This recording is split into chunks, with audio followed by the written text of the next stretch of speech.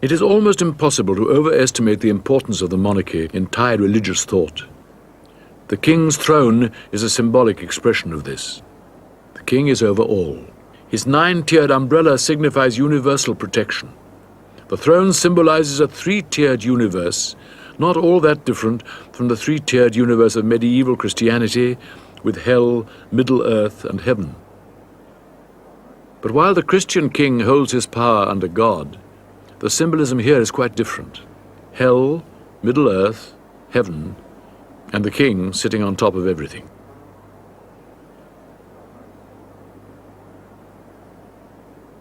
However dictatorial Western monarchs were, there was a theology which said that the king must humble himself under God.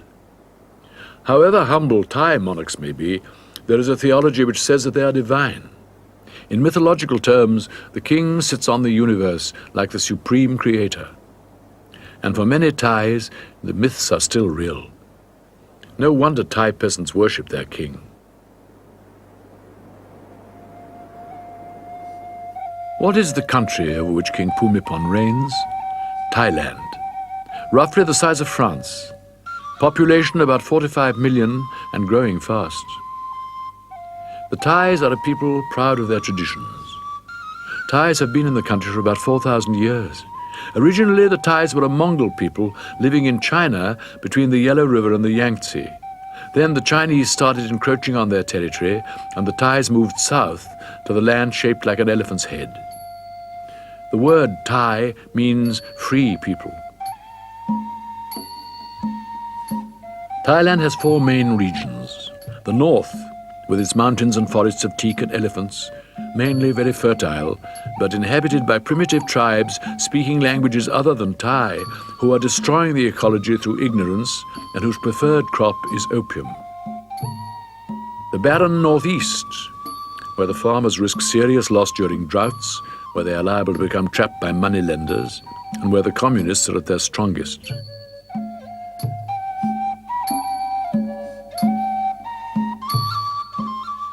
The southern peninsula, shared with Malaysia, where there is rubber and tin, but where there are vast unproductive swamps which create a need for drainage and irrigation canals if the land is to yield its full capacity.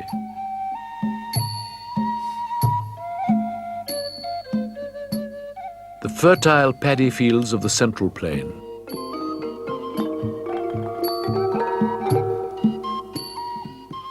Thailand has 3 seasons, the hot, the wet and the cool, though even the cool seems hot to someone brought up in the temperate zone. Most towns in Thailand are built on water, and nearly all have floating markets where every kind of produce can be bought. An ancient Thai inscription reads, "This land is good, in the water there is fish, in the fields there is rice. Whoever wants to trade, trades. The faces of the people shine bright with happiness." Thailand refers to itself as the land of smiles. 85% of Thais live on the land, most of them still in primitive third world conditions. But by comparison with the really poor countries of the third world, no Thais are that poor.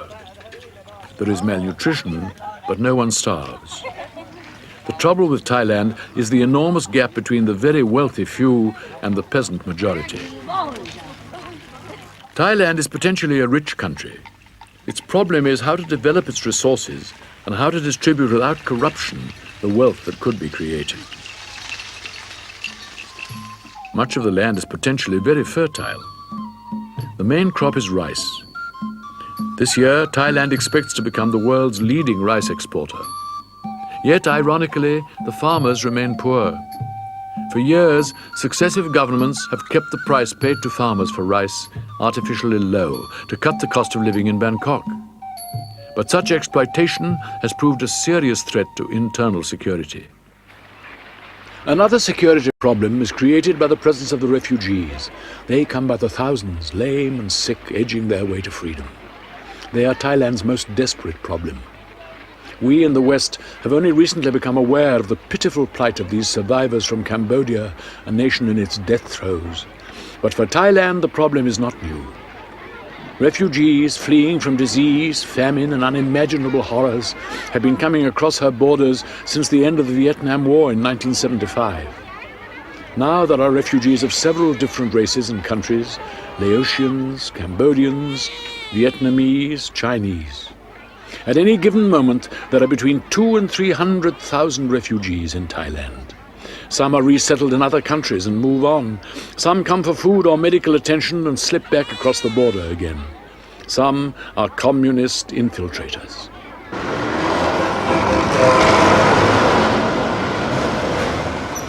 So far, Thai peasants do not need to leave their homes, except to crowd into already overcrowded Bangkok, adding to its congestion, noise and traffic pollution. Krung Thep, the Thais call the city, shortening its full name to the first word, Krung Thep, City of Angels. But the angels have given way to gasoline fumes and neon signs, a vivid example of what the French call coco-colonization. The smiles in the capital of the land of smiles are so often for sale. And this, of course, is part of Thailand's problem. So much of the country's wealth is concentrated in Bangkok, an international playboy city where Japanese businessmen come on sex package tours to the massage parlors that were built for the American troops in the Vietnam War.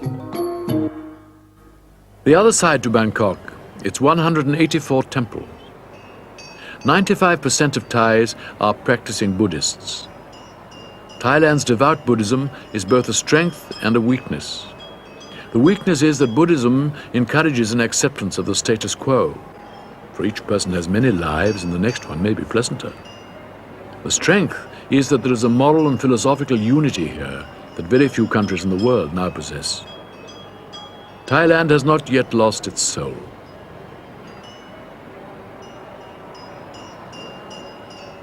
Actually, there are many strands in Thai religion.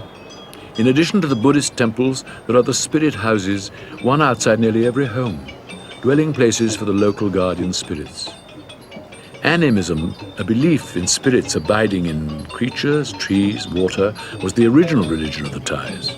The spirits of animism mingled with the gods of Hinduism to form a culture which gives Thailand its stories, its drama, and its dance.